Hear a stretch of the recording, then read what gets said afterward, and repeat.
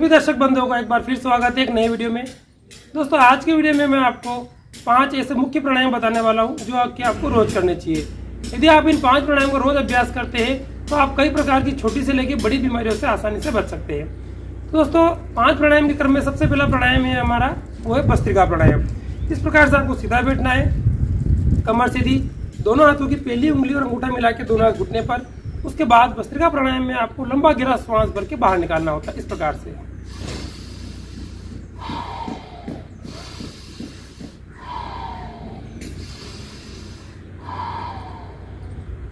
जो बुजुर्ग व्यक्ति है जिनमें बहुत ज़्यादा कमजोरी है वो इसी प्रकार से धीमी गति से करें। जो युवा है जिनमें बहुत ज़्यादा शक्ति है वो इस प्रकार से तेज गति से भी कर सकते हैं।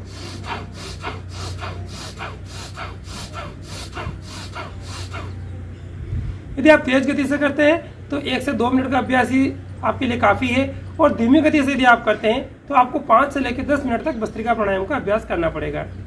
दोस्तों भस्त्रिका प्राणायाम के नियमित अभ्यास है आप खुद को अपने फेफड़े यानी कि लंग से संबंधित सभी रोगों से बचा सकते हैं। आपके बॉडी में कभी ऑक्सीजन की कमी नहीं होगी, और साथ ही आप जो कोरोना के अलग अलग वेरिएंट है, जो अलग अलग रूप है, उनसे भी आप आसानी से बच सकते हैं। तो ये था हमारा पहला प्राणायाम भस्त्रिका।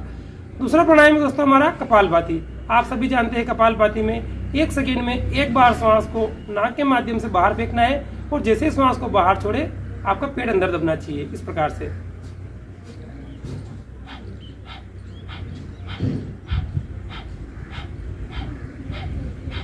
श्वास बाहर पेट अंदर। यदि शुरुआत में आपका पेट अंदर नहीं जा रहा है तो अपने हाथ से आप पेट को दबा सकते हैं। जैसे श्वास को बाहर छोड़े, हाथ से पेट को अंदर प्रेस करें।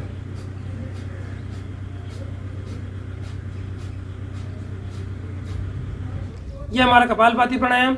यदि किसी को हाई ब्लड प्रेशर, हृदय रोग की समस्या है तो बिल्कुल धीमी गति से करें। किसी को कमर दर्द यानी कि स्पाइन की प्रॉब्लम है तो वो भी इसको धीमी गति से करें।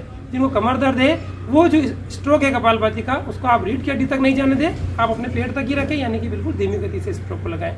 माताएं बहनें गर्भावस्था एवं पीरियड्स के दौरान कपालभाति प्राणायाम का अभ्यास बिल्कुल नहीं करें। इस प्रकार से ये हमारा दूसरा प्राणायाम हो गया कपालभाति।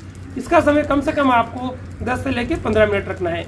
यदि कोई सामान्य रोग है तो 10 से 15 मिनट, और कोई बड़ी बीमारी है, कोई क्रिटिकल डिजीज है तो आधे से लेकर 1 घंटे का अभ्यास कपालभाति का अवश्य करें। 2 प्राणायाम दोस्तों हमारे, पहला भस्त्रिका, दूसरा कपालभाति। तीसरा प्राणायाम इस क्रम में हमारा बाह्य प्राणायाम। बाह्य प्राणायाम या त्रिबंध। श्वास को बाहर निकाल के आपको 3 बंद लगाने होते हैं, मूल बंद, उड्डयन बंद और जालंधर बंद। मैं एक बार आपको करके बता देता हूँ। सबसे पहले श्वास को पूरा अंदर भर के झटके से बाहर निकालें।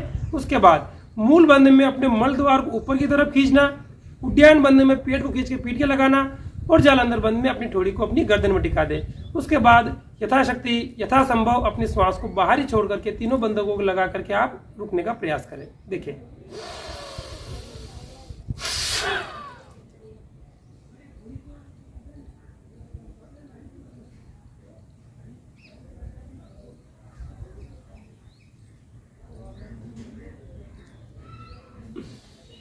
बाह्य प्राणायाम, त्रिबंध या महाबंध, तीनों इसी एक प्राणायाम के ही नाम है।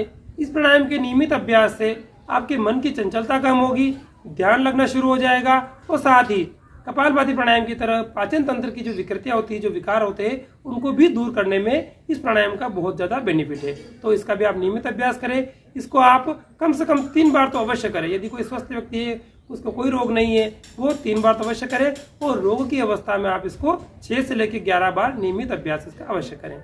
3 प्राणायाम दोस्तों हमारे, पहला भस्त्रिका, दूसरा कपालभाति और तीसरा बाह्य प्राणायाम। चौथा प्राणायाम इसी क्रम में हमारा उज्जयी प्राणायाम। उज्जयी प्राणायाम में आपको श्वास को भर के पूरा बाहर निकालना होता है। उसके बाद अपने गले को थोड़ा टाइट करके श्वास को नाक के माध्यम से गले में घर्षण करते हुए पूरा अंदर भरना होता है। देखेंगे एक बार आप। श्वास को भरा, फिर श्वास को झटके से बाहर फेंका।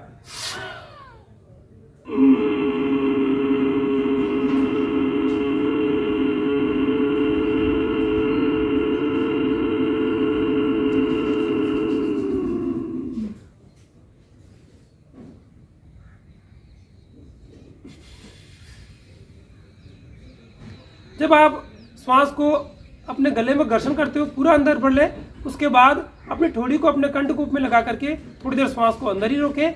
जब अपनी क्षमता पूरी हो जाए तो अपने अंगूठे से एक नाक को बंद करके दूसरे नाक से श्वास को बाहर निकाल दें और वापस सामान्य स्थिति में आ जाए। ये हमारा उज्जयी प्राणायाम है दोस्तों। हाइपोथायराइड या हाइपरथायराइड दोनों प्रकार की समस्याओं में आप उज्जयी प्राणायाम से लाभ ले सकते हैं। और यदि आप इसका पहले से ही अभ्यास करना शुरू कर देंगे तो थायराइड की रोग से हमेशा बचे रहेंगे।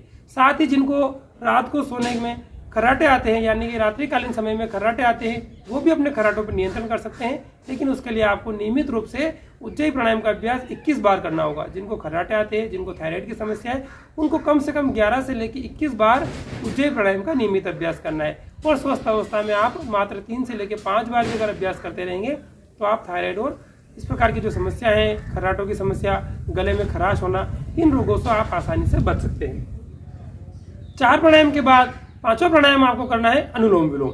अनुलोम विलोम प्राणायाम करने के लिए आपको अपने दाएं हाथ के अंगूठे से दाएं नासिका को बंद करना है और बाएं नासिका से श्वास को पूरा अंदर भरना। इस प्रकार से बाएं नासिका को बीच की 2 उंगलियों से बंद करके दाएं नासिका से श्वास को बाहर निकालें। फिर दाएं नासिका से श्वास को अंदर भरें, बाएं से बाहर।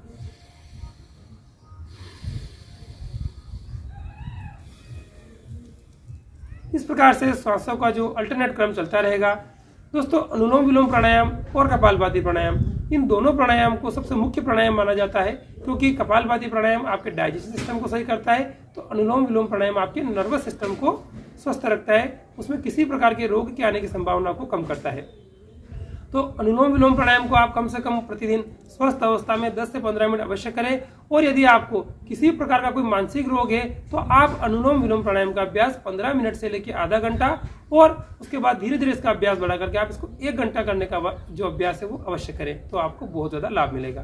दोस्तों, 5 प्राणायाम, भस्त्रिका, कपालभाति, बाह्य प्राणायाम, उसके बाद उज्जयी प्राणायाम और अंत में अनुलोम विलोम।